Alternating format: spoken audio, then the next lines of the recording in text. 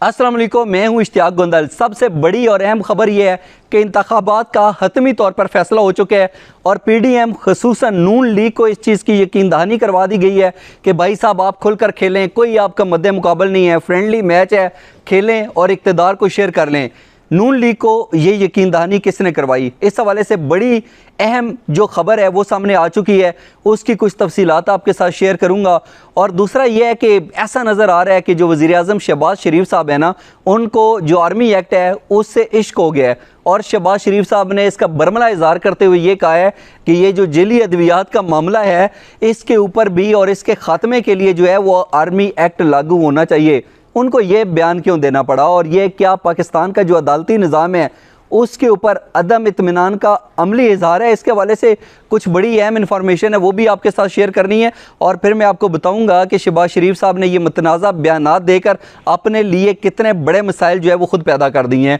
और तीसरी जो अहम बात है वो ये है कि मौलाना फजल रहमान साहब जो हैं उन्होंने दुबई के अंदर जो नून लीग और पाकिस्तान पीपल्स पार्टी की अहम मुलाकातें हुई थी उसके हवाले से अपनी नाराज़गी का इजहार किया था और उन्होंने कहा था कि पीडीएम एक तहरीक थी लेकिन अब इसकी ज़रूरत नहीं है। उसके बाद पता नहीं शहबाज शरीफ साहब को क्या हुआ कि मौलाना फजल रहमान को अपने पास बुला लिया और बज़ाहिर ऐसा नज़र आता है कि मौलाना फजल रहमान साहब को मना भी लिया है। किस बात के ऊपर मनाया गया है, इस हवाले से भी कुछ अहम मालूमात हैं वो आपके साथ शेयर करूँगा। सबसे पहले हम बात कर लेते हैं ये जो पीडीएम या नून लीग को यकीन दहानी करवाई गई है ना कि जो पीटीआई है उसके ऊपर क्रास, इमरान खान के ऊपर क्रास, ये इंतखाबात के अंदर आपको नज़र नहीं आएंगे, जाएँ यशी करें, खुल कर खेलें, ये क्या मामला है? तो इसके हवाले से जो इन्फॉर्मेशन सामने आई है वो ये है कि वफाकी वज़ीर दाखिला राना सनोला साहब जो है ना उन्होंने बड़ा वाज़े तौर के ऊपर कह दिया है कि असम्बलियाँ जो हैं वो 13 अगस्त की बजाय जो है वो 11 अगस्त को भी तहलील हो सकती हैं। और इसके साथ साथ उन्होंने ये भी कहा कि जो हमारी पार्टी है और जो कायद हैं पार्टी के नवाज शरीफ साहब वो पहले दिन से ये चाहते थे कि इंतखाबात जो हैं वो वक्त पर हो जाएं और अब भी वो चाहते हैं कि इंतखाबात भी वक्त पर हों और इसके साथ साथ जो असम्बलियाँ तहलील होनी है ना वो भी वक्त पर हो जाएं। अब बज़ाहिर देखा जाए तो इतना अहम बयान ये नवाज शरीफ साहब पहले कहाँ पे थे, राना सनोला साहब पहले कहाँ पर थे? तो उनका ये कहना है कि जो हमारी दीगर इत्तेहादी जमातें थीं उनका ये ख्याल था कि पहले जो है ना मुल्क को डिफ़ॉल्ट होने से बचाएं उसके बाद इंतखाबात करवाएंगे। तो इसलिए हम तो इंतज़ार कर रहे थे, वरना हम तो चाहते थे कि बस फौरी तौर के ऊपर इंतखाबात हो जाएँ।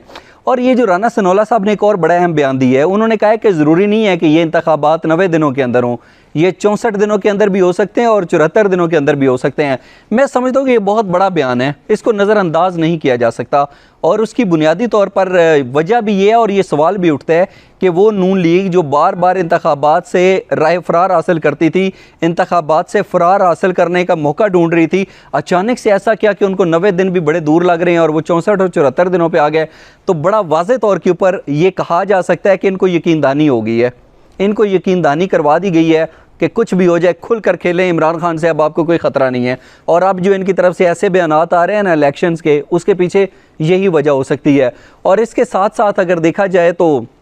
अब बज़ाहिर अगर ये इंतखाबात इस तरीके से करवा लें और फ़र्ज़ करें कि उसके अंदर जो है वो पीटीआई भी नहीं है, इमरान खान भी नहीं है, तो फिर ये कोई जीत हुई भला? आपस में खेलना और फिर जीत जाना, जीत का मज़ा कहाँ पर हुआ? ये एक एहसास शर्मिंदगी जो है ना वो बनकर रह जाएगी, एहसास नदामत। कल को इक़्तिदार हासिल कर भी लेना तो एक चीज़ आपका ज़मीर यहाँ से झंझोड़ेगा कि बगैर जो है ना वो मुकाबले के आपने हुकूमत बनाई है। और मेरा ख्याल है कि इस हवाले से ये कोई हतमी फ़ैसला नहीं है, इसके हवाले से पीडीएम को ऐन वक्त के ऊपर सरप्राइज़ मिल सकता है, एक बड़ा सरप्राइज़ मिल सकता है और वो हो सकता है जिसका शायद जो है ये तसव्वुर भी नहीं कर सकते। एक तो इस हवाले से कुछ मालूमात आपके साथ शेयर की। जो दूसरा मामला है ना जेली अद्वियात के हवाले से, अब बज़ाहिर देखा जाए तो शहबाज शरीफ साहब ने एक बहुत बड़ा बयान तो दे दिया है। उन्होंने कहा है कि जो जेली अद्वियात के ख़ात्मे के लिए जो आर्मी एक्ट है वो लागू होना चाहिए और साथ उन्होंने ये भी कहा है कि जो मकामी अदालतें हैं यानी कि जो हमारी सिविल अदालतें हैं,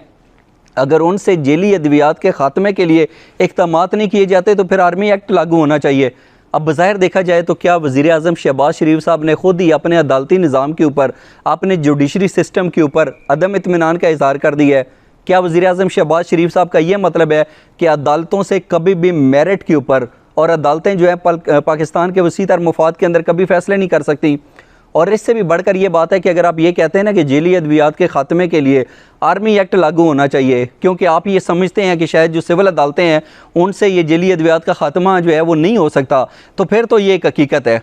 ईमानदारी से बताइए, क्या इस मुल्क के अंदर जो है अगर कोई किसी की जान ले लेता है, किसी को कत्ल कर देता है, क्या उसको इंसाफ मिलता है? फिर तो आप छोटे से छोटे केस पे आ जाए ना, कोई गली का, किसी महल्ले का कोई लड़ाई झगड़ा उठा कर देख लें तो उसके ऊपर भी लोग जो है ना वो तहफ़्फ़ुज़ात का इज़हार करते हैं कि हमें इंसाफ नहीं मिला। और लोग जो हैं पता नहीं कितने कितने साल, कितने कितने दहाइयाँ जुडिशरी के चक्कर लगाते रहते हैं, और वो कहते हैं कि एक केस बन जाए ना, कोई सिविल केस, तो वो आपकी नस्लें जो है वो केस भुगतते हुए थक जाती हैं, लेकिन वो केस ख़त्म नहीं होता। फिर तो अगर किसी जगह के ऊपर कोई चोरी का, डकैती का, कोई गली मोहल्ले के अंदर लड़ाई झगड़े का केस है, कि चाहे किसी गली मोहल्ले का है, फिर तो उसके ऊपर भी आर्मी एक्ट लागू होना चाहिए, अगर आप ये समझते हैं कि सिर्फ आर्मी एक्ट से ही लोगों को इंसाफ मिल सकता है। मेरा ख्याल है कि इसके हवाले से अब जो शहबाज शरीफ साहब हैं उनसे पूछा जाएगा, और ये आर्मी एक्ट यकीनी तौर के ऊपर जो है वो जहाँ पे लगना है ज़रूर लगना चाहिए, उसके अंदर कोई दूसरी राय नहीं है। लेकिन हर चीज़ के हवाले से आर्मी एक्ट से उम्मीदें बांध लेना और आर्मी एक्ट को हर चीज़ में लेकर आ जाना और उसको आखिरी ऑप्शन के तौर पर देखना, और वो भी जब आपके मुल्क का वज़ीर-ए-आज़म देख रहा हो, बड़ी एक अजीब सी बात है। मतलब ये कैसे हो जाता है, नहीं समझ आती। बहरहाल मेरा ज़ाती ख्याल ये है कि एक नामुनासिब किस्म का बयान था, ये मसले का हल नहीं है। इसके हवाले से आप क्या कहते हैं, आपने अपना कीमती फ़ीडबैक ज़रूर देना है। अब आ जाते हैं जी मौलाना फ़ज़ल रहमान साहब पे। मौलाना फ़ज़ल रहमान साहब ने ना एक बड़ा अहम बयान दिया था, और उन्होंने कहा था कि ये जो पाकिस्तान पीपल्स पार्टी की और नून लीग की दुबई के अंदर मुलाकातें हुई हैं ना, मुझसे तो इन्होंने पूछना भी गवारा नहीं किया। पूछना क्या गवारा, पूछना तो मतलब इजाज़त लेना होता है, बताना तक गवारा नहीं किया। तो इसके ऊपर जो है मौलाना फ़ज़ल रहमान साहब ने अपने तहफ़्फ़ुज़ात का इज़हार भी किया, और फिर अगले ही दिन जो है शहबाज शरीफ साहब जो है उन्होंने मौलाना फ़ज़ल रहमान साहब को अपने पास बुला भी लिया, मुलाकात भी हुई, मौलाना साहब को थपकी थुपकी भी दी। और मौलाना साहब भी बज़ाहिर जो है वो सुनने में आ रहा है कि बड़ी जल्दी मान जाते हैं, तो वो उन्होंने कहा जी चलें, वज़ीर-ए-आज़म ने बुला ली, इज़्ज़त अफ़ज़ाई का शुक्रिया, कोई नहीं, आपस में मिलजुल के देख लेते हैं। लेकिन मौलाना फ़ज़ल रहमान साहब जो सदर बनने का ख्वाब देख रहे थे ना, वो तो नहीं हो सकता। उसके ऊपर तो समझे इमरान खान से भी बड़ा जो है ना वो कांटा लग गया जी, ये क्रॉस हो गया।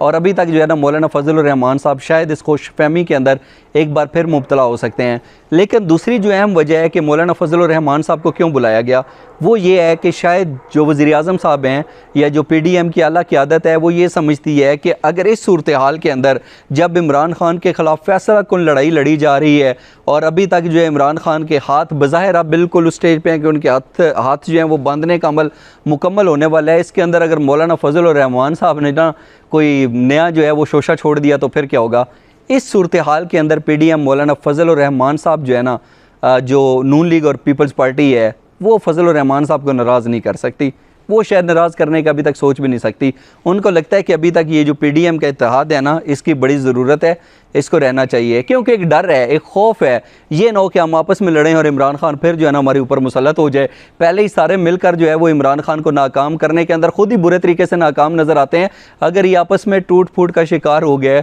आपस में इख्तलाफात जो है वो सामने आ गए, आपस में तहफ़्फ़ुज़ात और ख़दशात का अमली इज़हार होने लग पड़ा, और आपस में ये जो फासले हैं और ये जो दूरियाँ हैं ये मज़ीद बढ़ना शुरू हो गई, तो फिर क्या होगा।